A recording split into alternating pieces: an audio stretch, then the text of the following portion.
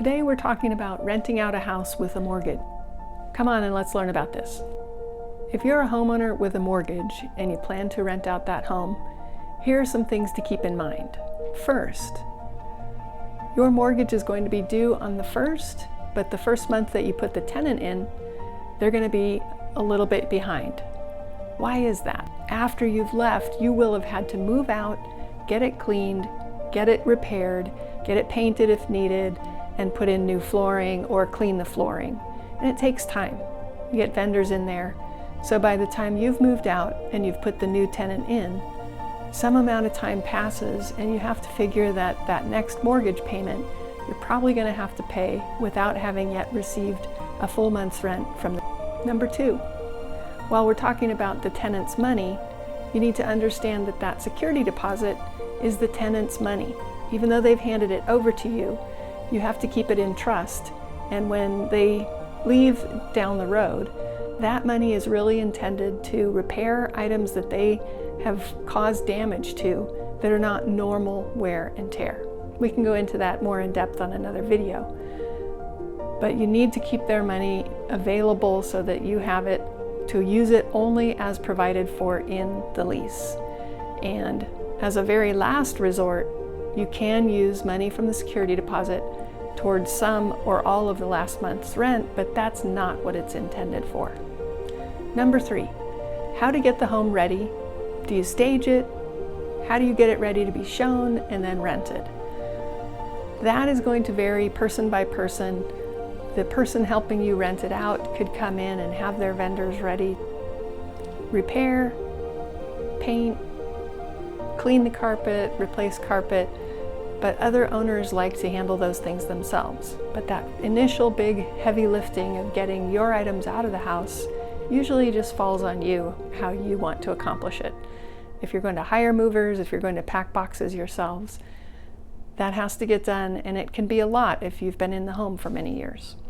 As for staging, if you have furniture that can remain just to do staging to get the pictures and get a tenant signed up, that can work for staging. We don't typically find people paying anyone for staging. It doesn't seem to make sense in the rental market. People are looking primarily at their smart devices, so you want to make sure that your listing is all across the internet, wherever someone who's in that price range wanting to see a home in that area is going to see it. In the South Bay in California, that used to be Westside Rentals. Westside Rentals was purchased by what is now apartments.com, and so that is one place to put a listing, even ahead of putting it in the MLS, the multiple listing service used by realtors. But we find that getting it out everywhere that it can be will get you the most exposure and get most likely the best qualified tenant at the highest market rental that you could hope for. Number 5, how to get a potential renter to apply. And I know this sounds basic. People want the home, they apply. But people who are looking for rentals are in an agitated state, it seems like. And they're looking all around and talking to multiple providers, agents. And it turns out that a lot of those people don't get back to the tenants, and so their head is kind of spinning. So getting them to show up to the rental and then go ahead and apply is a bit of an art. What we find works best is not to start to negotiate with anyone until they have submitted a complete application. If you can imagine, if you're dealing with someone with an 800 FICO score, that's a really high FICO score, and they're going to probably make a great tenant.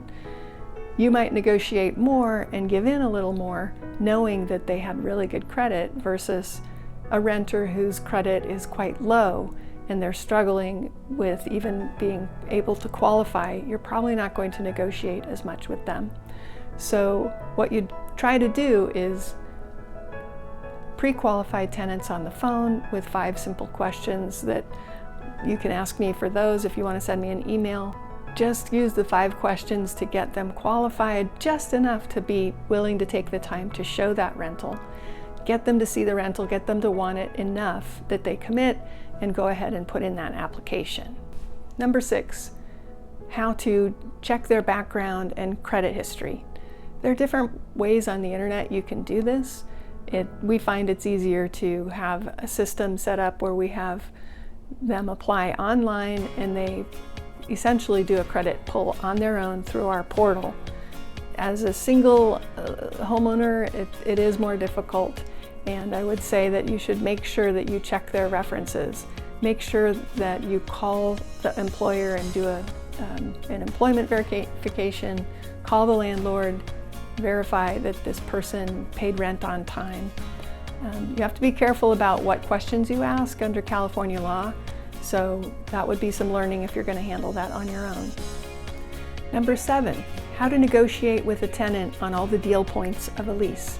It's a lot more than just what the monthly rent is and how long the lease will be, although those are important. So handling it to start from, we really want to rent to you and you want to rent from us, and getting that lease drawn up and negotiated in your best interest as a homeowner.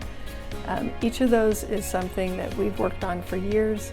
If you have specific questions about what should or shouldn't be included in a lease, for example, in the areas we cover in California, feel free to text or email me, and I'd be happy to help you. And part of negotiating that lease is giving all of the disclosures that are required in California.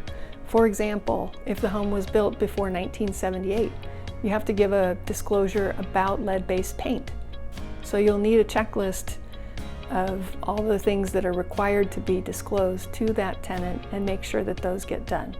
The biggest mistake we've seen sellers or homeowners who are renting out homes make is failing to disclose.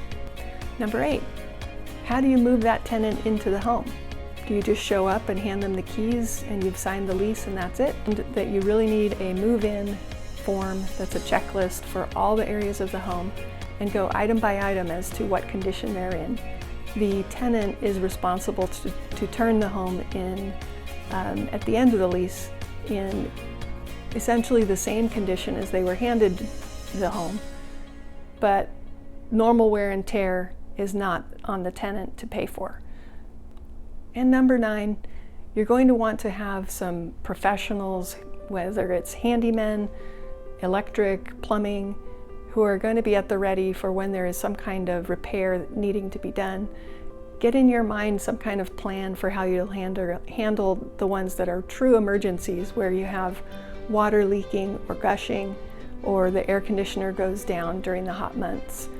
Think that through and you'll get yourself kind of a checklist to be ready to handle it when it does happen and you get that phone call from the tenant needing help pretty urgently.